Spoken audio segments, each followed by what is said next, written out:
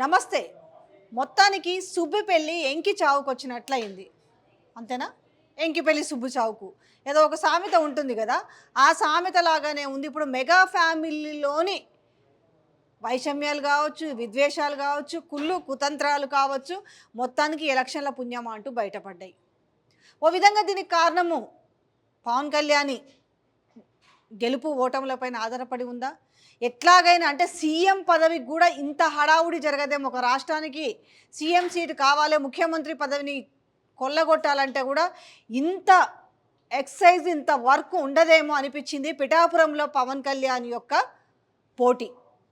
మరి పిఠాపురంలో మరి ఓటర్లు ఎటువైపు ఉన్నారు, వారు వన్ సైడా లేదా అనేది జూన్ 4వ తేదీన తెలిసినప్పటికీ పోయినసారి 2 ప్రాంతాల్లో ఓటమి వచ్చింది. పాపం ఈసారైనా కనీసం గెలుస్తాడా గెలవలేదు. ఎందుకంటే గురి చూసి ఆయన కాపు కాసి కుంభస్థలాన్ని కొట్టాలనుకున్నట్టుగా పోయి ఆయన పిఠాపురంలో కాపు ఓట్లు ఎక్కువగా ఉన్నాయి కాబట్టి అక్కడి నుంచి పోటీ చేసిండు.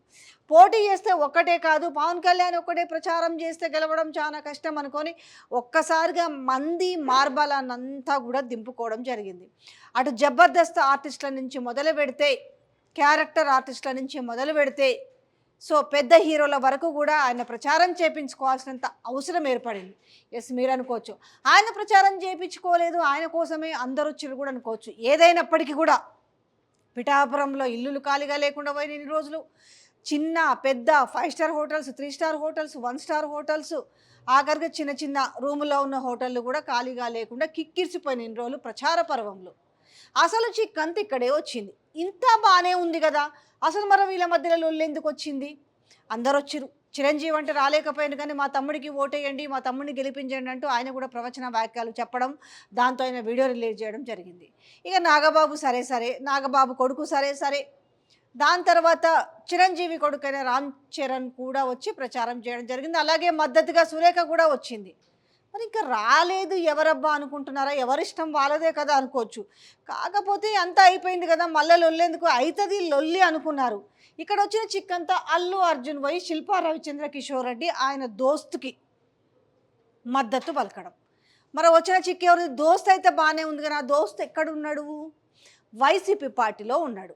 సో నంద్యాల నుంచి పోటీ చేస్తున్న శిల్పా రవిచంద్ర కిషోర్ రెడ్డి అల్లు అర్జున్ ఫ్రెండ్ అవ్వడము, ఆయన వెళ్ళి మద్దతు ఇవ్వడము, సో ఆయన అక్కడ ఉన్న ఆయన వాళ్ళందరికీ కూడా అభిమానులకి వాళ్ళకి వెళ్ళి కనిపించి ప్రచారం చేయడం అనేది. ఇక్కడ వైసీపీ వాళ్ళు ఏం చేసిరు, మాకు అల్లు అర్జున్ వచ్చేసి మాకు మద్దతు ఇచ్చిండు వైసీపీ అనేసి వాళ్ళు దాన్ని వాళ్ళ ఖాతాలో వేసుకోవడము, అక్కడికి చెప్పుకుంటూ వచ్చిండు పాపం ఆయన. నాకు పార్టీలతో సంబంధం లేదు, ఏ పార్టీ అయినా సరే నాకు ఫ్రెండ్ కాబట్టి వచ్చి నేను మద్దతు ఇచ్చిన అని చెప్పిండు. ఇగో అసలు కుంపటంత ఇక్కడే వచ్చింది. ఇక నాగబాబు ఇక ఉడుక్కొని ఎట్లా ఎలక్షన్ అయిపోయిన తర్వాత ట్వీట్ చేసిండు.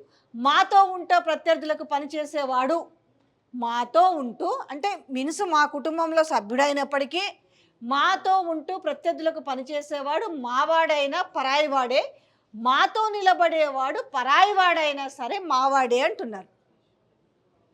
సో ఈ ట్వీట్లోనే మనం అర్థం చేసుకోవచ్చు ఏంటి, మనోడు కాదు పగోడు, ఇది అసలు సారాంశం.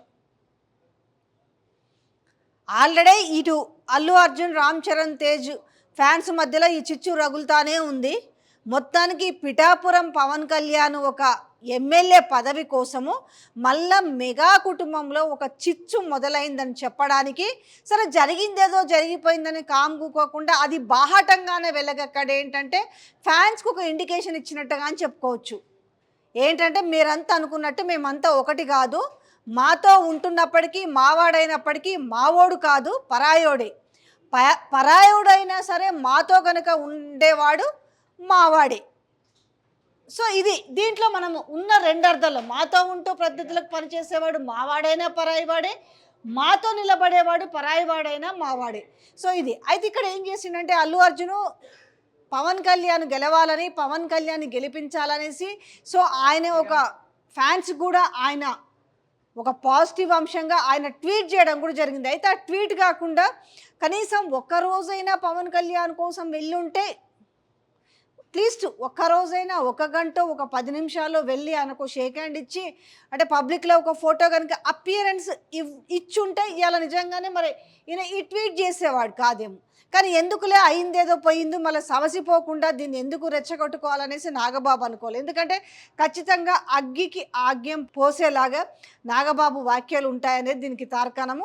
సరే ఎవరి ఫ్యాన్స్ కూడా వాడిది ఎందుకు రాకూడదు, ఒకవేళ తన ఫ్రెండ్ నంద్యాలలో పోటీ చేస్తున్నా తన ఫ్రెండ్కి మద్దతు ఇచ్చినప్పటికీ మరి ఇక్కడ కూడా ఆయన బంధువే కదా, సో వీళ్ళందరూ కూడా స్టార్సే కదా, మరి వచ్చి కనీసం మద్దతు ఇవ్వచ్చు కదా, వచ్చి ఒక ఫోటోకి ఫోజ్ ఇచ్చి పోవచ్చు కదా అనుకుంటారు. చూద్దాం మరి ఈ మనోడు కాదు పగోడు అనే అంశం మరి ఎంతవరకు ఇది చిలికి చిలికి గాలివానగా మారుతుంది అనేది చూడాలి. ఈ ఎలక్షన్ మొత్తానికి అగ్గికి ఆజ్యం పోసిందనే చెప్పాలి. మరి గెలుపు ఓటం లేదు. నిజంగా చెప్పాలంటే పిఠాపురంలో నిన్న జరిగిన ఒక హై టెన్షన్ డ్రామా చూస్తుంటే అటెన్షన్ నిన్న మొత్తంలో మనం చూసుకుంటే ఎలక్షన్ ప్రక్రియ మొత్తం నిన్న పోలింగ్ ప్రక్రియ మనం గమనిస్తే తెలంగాణలో బాగా అటెన్షన్ గ్రాప్ చేసింది ఏది ఉందంటే ఓల్డ్ సిటీ హైదరాబాదు మాధవీలత ఒకటి, రెండో నియోజకవర్గం ఏది ఉంది ఏపీలో అంటే అది ఖచ్చితంగా పిఠాపురమే. నిజంగా ఈసారి కనుక పవన్ కళ్యాణ్ విజయం సాధిస్తే అటు ఫ్యాన్స్కి కావచ్చు, పవన్ కావచ్చు, ఇటు మెగా ఫ్యామిలీకి మాత్రం పవన్ కళ్యాణ్ ఎమ్మెల్యేగా గెలిచినా కూడా సీఎం అయినంత ఆనందపడతారు అనిపిస్తుంది. సో చూద్దాం ఆ తర్వాత పవన్ కళ్యాణ్ గెలిచిన తర్వాత ఇవన్నీ సమసిపోతాయా లేకపోతే ఇలాగ వీళ్ళు గ్రడ్జ్ పెట్టుకుంటారనేది చూద్దాం.